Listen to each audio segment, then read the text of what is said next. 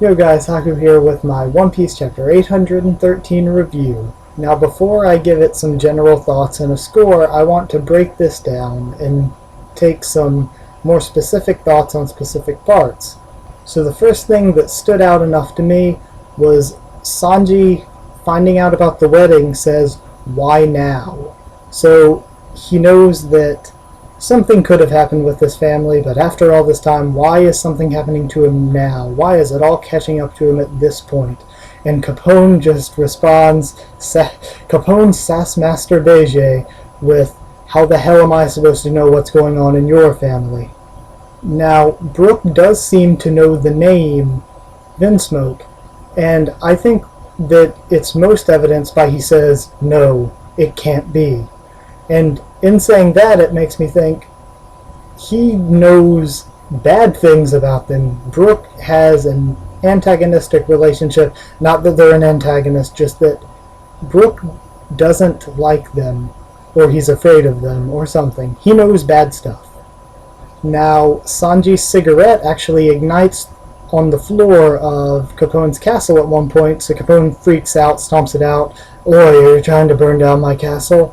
So it's interesting to note that the inside of Capone's body does act sort of like a physical building in that it could potentially catch on fire from within. Also this chapter we get a flashback to that Nolan the Liar story moment in Jaya that everyone's been talking about with the revelation of Sanji's family and all.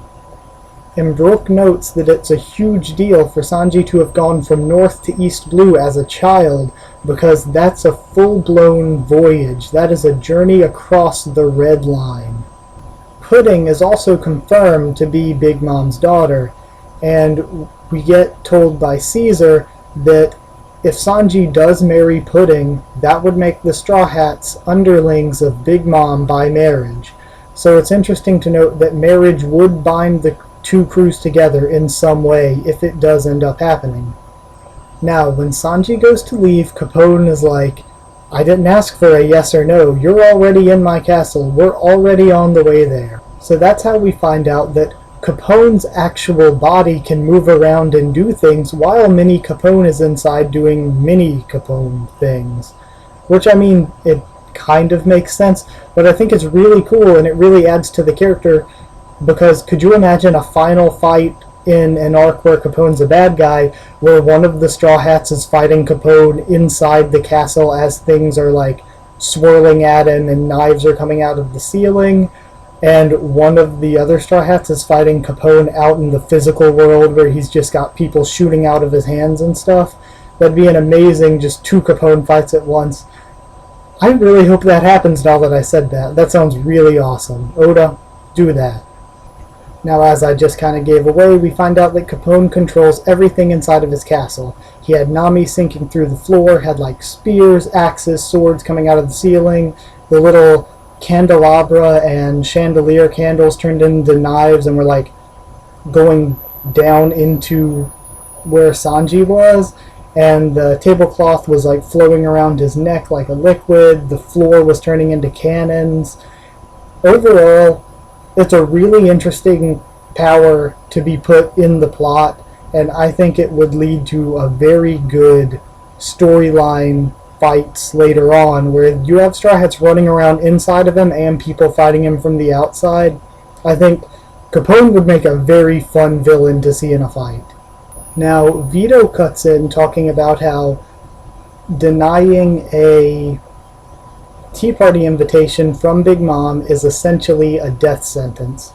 As soon as you decline it, you're going to be filled with grief because you know that nothing's coming for you but death, because she hates when people ignore her tea parties, and she will come down on you with the full force of a Yonko's power. Now, Kaiju Vito, a person I want to do an entire video on one day, because I think he has some things that are of note about him, but Kaiju Monster Gun Vito whispers something in Sanji's ear, and Sanji's like, how did you come to know that? So I think it's something to do with his family and why the wedding's happening now. Either way, I think it shows that Vito is more an important character. he knows things, he's an advisor to the Fire Tank Pirates. Now, when Sanji asks how'd you come to know that, of course, Capone bringing the sass again, just like, we work for a Yonko. Big Mom's a Yonko. She knows things. She's powerful. You don't hide things from us. You do what she says or you die, and that's how things work in the New World.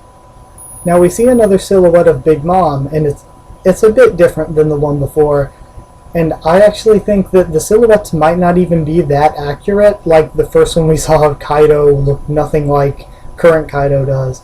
I think that Big Mom might actually not be giant and hideous, or she might be able to change the way she looks in some way so that she's attractive sometimes, because I think that's going to be sort of a joke or character quirk.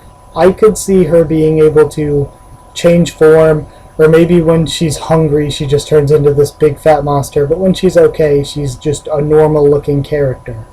Now back on topic with the chapter, Sanji kicks Chopper, Brook, and Nami out of the Capone castle, just stuffs the note in Nami's chains, kicks those three out, they grow, they're on the outside, and Capone notices there's a monster outside, and it's Nekomamushi standing over him, and Capone tries to play it off like, oh no, we're Peckham's allies, because Nekomamushi has seen the bloodied and shot Peckhams, but it doesn't work. Nami's screaming, why is Sanji still in there?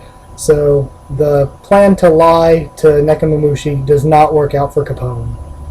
Now Sanji grabs the gun of one of Capone's crew members and holds Caesar Clown hostage, and he says that you can't touch me. If you kill me, you're going to be the ones dying because Big Mom wants me alive.